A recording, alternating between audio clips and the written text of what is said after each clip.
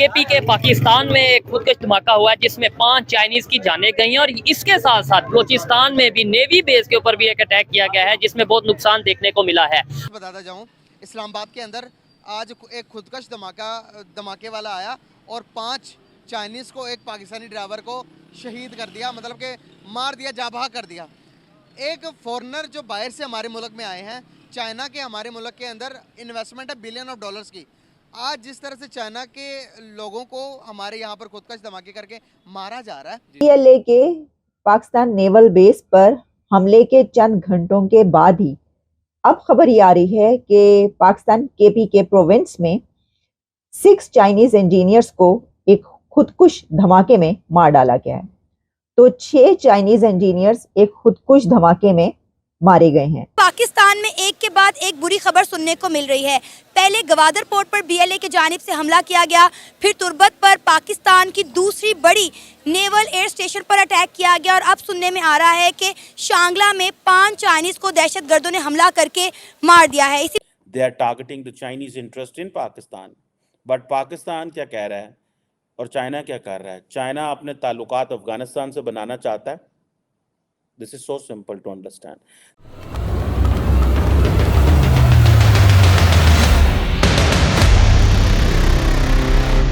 Billion of dollars की। आज जिस तरह से चाइना के लोगों को हमारे यहाँ पर खुदकश धमाके करके मारा जा रहा है, जी, अगर वो फ्यूचर में ये डिमांड करें कि भाई हमने आपसे CPEC का निज़ाम नहीं चलाना, मजीद ख़त्म करते हैं, जो इन्वेस्टमेंट की पैसे दे दो, उसके लिए क्या करेंगे फिर? नहीं, वो ये क्लेम नहीं कर सकते पैसे दे दो, लेकिन इससे टाई ज़रूर ख़राब होंगे, क्योंकि ऑब्वियसली आपके घर मतलब एक तरह का ये हमारा घर ही है। आपके घर गेस्ट आ रहे हैं तो हमें उन्हें अच्छी तरह होस्ट करना चाहिए, ना कि इस तरह डील करें उनके साथ कि उनके ऊपर एक बैड इमेज हमारा जाए। तो ऑब्वियसली जो ये इंसिडेंट हुआ है इससे काफ़ी ज़्यादा नेगेटिव इमेज आई होगी उनके ऊपर कि ये प्रॉपरली होस्ट नहीं कर सकते जो डेलीगेट्स आ रहे हैं फॉरेन कंट्री से। तो मतलब ये बहुत सीन तो काफ़ी ख़राब है ये, अगर हम बात करें इसके बारे में भी कि प्रॉपरली नहीं होस्ट कर पा रहे हैं तो इनसे कौन करवा रहा है? अब ये तो मतलब काफ़ी बलूचिस्तान के अंदर भी देखिए खुदकश धमाका हुआ, आज हमारे पाकिस्तान की हिस्ट्री का सबसे बड़ा नेवल अटैक हुआ। कैसे देखते हैं आप ये सारी चीज़ें अगर किस तरफ लेके जा रही हैं, हमें किस तरफ का इशारा दे रही हैं ये चीज़ें? मतलब ये जाहिर सी बात है कि तनज़्ज़ुली का इशारा है एक तरह का, और ये एक रियलिटी चेक है, लेकिन हम इसको एक्सेप्ट करना नहीं चाह रहे हैं। मतलब जैसे आज आप बता रहे हैं, मैं अनअवेयर था कि कोई नेवल अटैक हुआ है या फिर ये सुसाइड बॉम्बर्स ने ये हरकत की है, लेकिन मतलब यहाँ पर इतना रुझान नहीं है, अवेयरनेस नहीं इतनी ज़्यादा। जैसे आपको पता होगा क्योंकि आपकी फील्ड है, मेरी फील्ड नहीं है तो मैं इतना अट्रैक्टेड नहीं उस चीज़ की तरफ, मुझे इतनी अवेयरनेस नहीं उस चीज़ के बारे में। लेकिन obviously as a citizen of Pakistan तो ये एक बहुत बुरी चीज़ है। जैसे अगर फॉर एग्जांपल आप होते हैं और आप इसको कैसे परसीव करते हैं, जब हर किसी का जो परसीव करने का तरीका वो डिफरेंट होता है, और जब एक चीज़ नेगेटिव है तो उसमें नेगेटिव ही दिखना है। पाकिस्तान से तल्लुकात हमारे ख़राब, अफगानिस्तान से तल्लुकात ख़राब, इंडिया से तो शुरू से ही ख़राब, अब चाइना से भी नाराज़गी होती नज़र आ रही है। पिछले साल भी ऐसा ही हुआ था कराची में, अब KPK में अटैक हुआ है, सुसाइड अटैक, 5 जो चाइनीज़ हैं उनकी जानें गई हैं और चाइना की तरफ से नाराज़गी का सामना हमें करना पड़ रहा है और करना पड़ेगा भी। और ये क्यों हो रहा है इसके पीछे मेरे ख्याल से हमारे अपनी एजेंसीज को सोचना चाहिए। ठीक है, हमारे अपनी फौज को सोचना चाहिए, हमारे जो सिक्योरिटी के इदारे हैं उनको सोचना चाहिए। ठीक हो गया। कि जिनका काम सिक्योरिटी का था, जिनका काम प्रोटेक्ट करने का था, ठीक है, वो क्यों सियासत में इन्वॉल्व हो रहे, क्यों दिगर इदारों के जो पावर्स हैं उनमें वो इंटरफेरेंस कर रहे हैं और उनमें इन्वॉल्व हो रहे हैं डायरेक्टली। ठीक हो गया। जबकि उनका अपना काम सही तरीके से उनसे नहीं हो रहा। नहीं, उसमें एक ये तासुर दिया जाता है ना कि भाई दुश्मन बढ़ते जा रहे हैं पाकिस्तान के, तो हमारी सिक्योरिटी फोर्सेस भी क्या करें, पूरी दुनिया जो है वो पाकिस्तान के खिलाफ। कौन सा दुश्मन? अफगानिस्तान पहले नहीं था, अब ईरान पहले नहीं था, वो भी दुश्मन। फिर हम कहते हैं हमारा दुश्मन कहीं से भी नहीं है, ईरान कहीं से भी हमारा दुश्मन नहीं है। लेकिन ये देखे ना जो बॉर्डर पे कशीदगी चल रही है, आपको नहीं लगता कि हमारी अपनी पॉलिसीज हैं, हमारे अपने इंटरेस्ट होते हैं, हमारी फौज अब हमारी जो सिचुएशन है इस वक्त वो टोटली डिफरेंट है। हम एक ऐसी स्टेट में रह रहे हैं जिसके अंदर कई स्टेट्स मौजूद हैं, कई लॉबीज मौजूद है जिनके अपने अपने सिस्टम चल रहा है, एजेंडा अपना एक पूरा सिस्टम चल रहा है। लेकिन स्टेट विद इन स्टेट का जो कंसेप्ट है ना, वो एक्चुअली पाकिस्तान पे ही लागू होता है। ठीक है, तो इसकी जिम्मेदारी किसकी है कि इस चीज को कम किया जाए? सिक्योरिटी इदारों के, विदाउट एनी ऑप्शन हमारे सिक्योरिटी इदारों को और हमारे पॉलिटिकल जो हमारी लीडरशिप है उनकी जिम्मेदारी बनती है कि उनको उस हद में रखे। ठीक हो गया। अच्छा, क्या समझते हैं सर हमारे, अगर मैं आपसे पूछूं एज ए मतलब वकील या एज ए एजुकेटेड पाकिस्तानी, आप क्या जवाब देंगे अगर मैं आपसे पूछूं कि ये जो पाकिस्तान में अटैक हो चुका है और वो चाइनीज़ के वहाँ पर कब्जे या चाइनीज़ के वहाँ पर काम करने या उनके रिसोर्सेज पर उनका कब्जा होने के खिलाफ हैं। वो इसको इस तरीके से लेते हैं कि ये तो ज़मीन हमारी है, तो चाइनीज़ जो हैं वो यहाँ पर आकर जो है इसके ऊपर बैठ गए। बल्कि हमने आपको काफ़ी पहले जो प्रोग्राम किया था उसमें वहाँ पर जो ट्रॉलर्स हैं जो कि मछलियाँ पकड़ने जाते हैं लोग, जो फिशरमैन हैं, उनको भी बड़े एतराज़ात हैं। वो कहते हैं बहुत बड़े बड़े ट्रॉलर्स यहाँ पर आ जाते हैं, पकड़ के ले जाते हैं, उसमें बहुत सारे हैं और उसमें चाइना का नाम भी जो है इस तरीके से लिया जाता है। तो ये अब एक और बड़ा हमला हो गया है और ये हालात किस तरफ जा रहे हैं ये तो समझ में ना आने वाली बात है।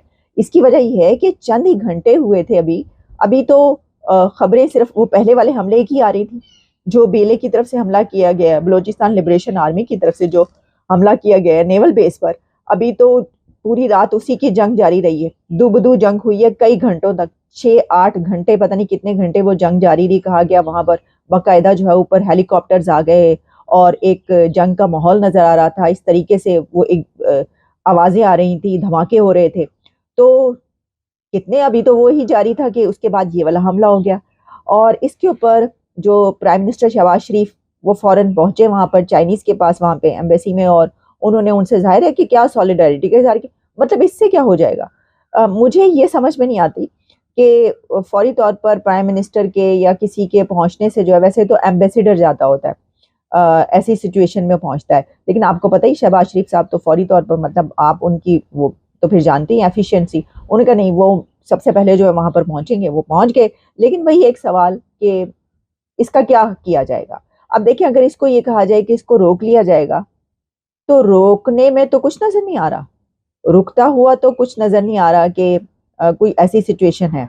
इस वाक़े के बारे में रॉयटर्स और एपी न्यूज़, DW, हर जगह पर ये पब्लिश हो रहा है और इसमें DW पर इस तरीके से पब्लिश किया गया है। द सीनियर पुलिस ऑफिशियल जो कि वहाँ पर सारी उसको देख रहा है, उसने ये बताया है कि victims had been travelling from Islamabad to their camp in Dasu in the Khyber Pakhtunkhwa province which is the site of the Dasu dam. और उसमें फिर ये हुआ है कि जो जिस जगह पर ये हमला हुआ है वो 10 टाइम्स ज़्यादा नेगेटिव दिखेगी वो एक लार्जर स्केल के ऊपर। एक तरफ हम यहाँ पर अपने मुल्क के अंदर जो क्राइसिस हो रहे हैं, जो खुदकश धमाके, जो कि टेररिज्म हमारे मुल्क के अंदर हो रही है, इससे हम छुटकारा नहीं पा रहे। दूसरी तरफ इंडिया की बात कर लेते हैं थोड़ी सी। सर, वो पीछे मुड़कर नहीं देख रहा जब से नरेंद्र मोदी आया। क्या कहना चाहेंगे? उनके जो पॉलिटिशियंस, उनके जो हुक्मरान, उनके मुल्क के लोग कैसे ये काम कर लेते हैं, कैसे तरक्की करते हैं? वो देखें, वो कंपटीशन के बेस के ऊपर आए हैं, स्ट्रगल करके आए हैं। हमारे पॉलिटिशियंस इनकॉम्पिटेंट हैं, स्किल्ड नहीं हैं। आप इनकी एजुकेशन देख लें तो मेरे ख्याल से वो रिक्वायरमेंट्स नहीं हैं जो चाहिए होती हैं। फॉर एग्जांपल, उनका फॉरेन मिनिस्टर जो थे, आई हैव हर्ड के उनको शंकर जी उनको काफ़ी ज़्यादा लैंग्वेजेस आती हैं, 10 से ज़्यादा लैंग्वेजेस उनको आती हैं। और यहाँ पर इनको ट्रांसलेटर चाहिए होता है बात करने के लिए। इवन कि इंग्लिश के अंदर भी ट्रांसलेटर चाहिए होता है हमारे जो प्राइम मिनिस्टर हैं या फिर जो भी हमारे मिनिस्टर या ब्यूरोक्रेट्स हैं। तो ऑब्वियसली एक तो ये अगर देखा जाए लैंग्वेज बैरियर है। और अगर हमारा साउथ एशिया के अंदर कॉम्पिटिशन देखा जाए तो हमारा बिगेस्ट राइवल जो है तरह की वो इंडिया ही बनती है। लेकिन हम राइवल्स के अंदर आ नहीं रहे उनके, क्योंकि कंपटीशन बनता नहीं है, ना इकॉनमी वाइज, मिलिट्री वाइज, किसी हिसाब से भी नहीं बनता कंपटीशन। कैसे देखते हो कि ये सारे हालात हमारे मुल्क के?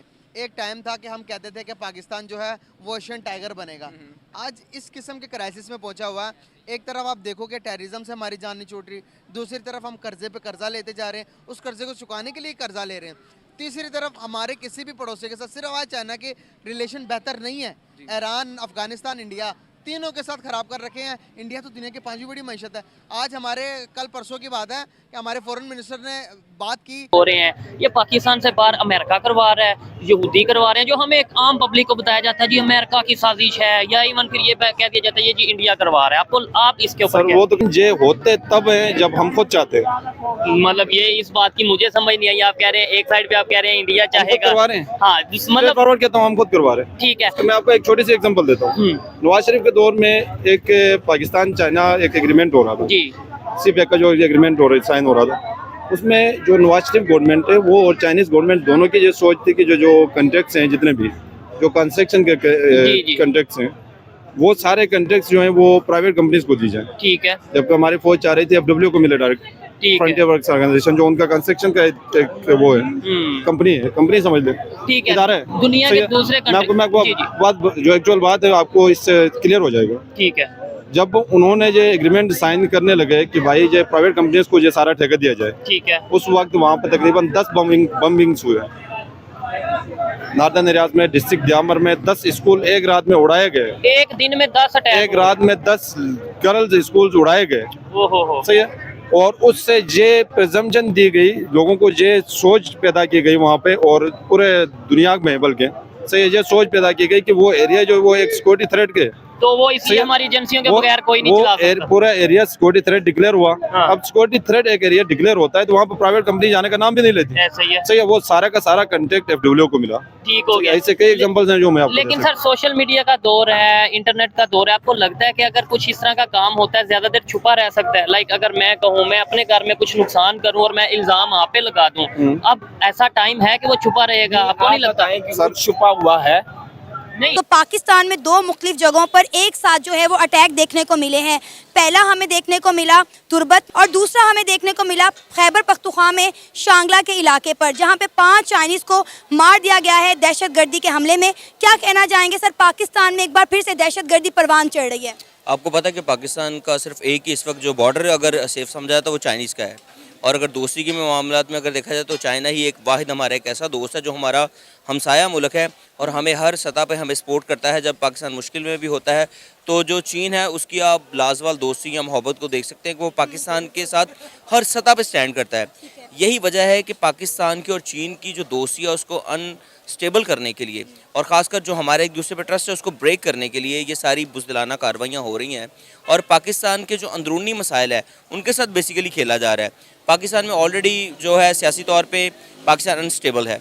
इसके अलावा आप अगर देखें तो अंदरूनी तौर पे दुश्मन इस दहाक में हर बैठा रहता है कि ईरान भी हमला करता है, अफ़गानिस्तान भी हमला करता है, इंडिया भी हमारे साथ हमला करता है। बॉर्डर किसी तरह भी हमारा सेफ नहीं है। एक साइड है जो हम जिसको कहते हैं कि ये हमारे दोस्त हैं, हर हाल में हमारे इंडिया ने अभी तक हमला नहीं किया, ये बात हम गलत नहीं कर सकते कि इंडिया ने अभी तक हमला नहीं किया। जो भी हमले हो रहे हैं तमाम इस्लामी ममालिक की जानिब से हो रहे हैं। पहले आप देखें ईरान ने एयर स्ट्राइक की, फिर अफगानिस्तान ने की, फिर BLA ने की, और अब ये देखें जो CPEC को टारगेट किया जा रहा है। जिस तरह से आप देखें कि पहले गवादर पोर्ट पर पहले हमला किया गया, फिर जो है आप साथ ही साथ तुर्बत में देखें आज अटैक हुआ, और अब जो है खैबर पख्तूनख्वा में जो शांगला के इलाके में जो 5 चाइनीज़ को दहशतगर्दाना हमले में मारा गया। तो ये साफ देखा जा रहा है कि CPEC को जो है टारगेट किया जा रहा है। अब आप देखें इसमें आपने अभी कह दिया कि इंडिया नहीं कर रहा, बैक स्क्रीन जब आप जाकर देखते हैं ना इसको तो इसमें इंडिया ही है। इंडिया इस तरह है, आप देखें कि जब भी अफ़गानिस्तान में उनको पता है कि भूख है, अफलास है, तंगी है, गुर्बत है, वहाँ के अटैकर्स जो है उनको ख़रीदा जाता है, उनकी मजबूरियों को लिया जाता है, पाकिस्तान के साथ लड़ाया जाता है। एक तो वो बिहाइंड स्क्रीन खेलता है, दूसरा अगर देखा जाए तो सिर्फ इंडिया को चाइना से खतरा है और हमारे किसी मुल्क को नहीं है। ईरान को अगर आप देखें तो वो भी आपको नज़र आएगा कि इंडिया सबसे बड़ा बायर उनके जो ऑयल है, रिफाइनरी है, हम तो ले नहीं सकते लेकिन इंडिया खुलेआम लेता है। पाकिस्तान को डिस्टेबलाइज करने के लिए पीछे जितना भी मामला है वो इंडिया का ही है। और हम अब तो हमारी जो एजेंसी ISI ने 50 दफ़ा ईरान को, अफ़गानिस्तान को और ये जितने भी मुल्क हैं जो हमारे साथ दस्तों गिरबा हमेशा रहते, चाहे हमारे बरादर मुल्क हैं। देखें कोई भी मुल्क जो है ना सिर्फ पाकिस्तान बरादर करता है, बाकी कोई मुल्क बरादर नहीं करता। यही बात तो मैं कहती हूँ ना, हम कहते थे अफगानी हमारे भाई हैं, अफगानी हमारे भाई हैं, और आज वही अफगानी हमारे खुले दुश्मन बनकर सामने आ गए हैं।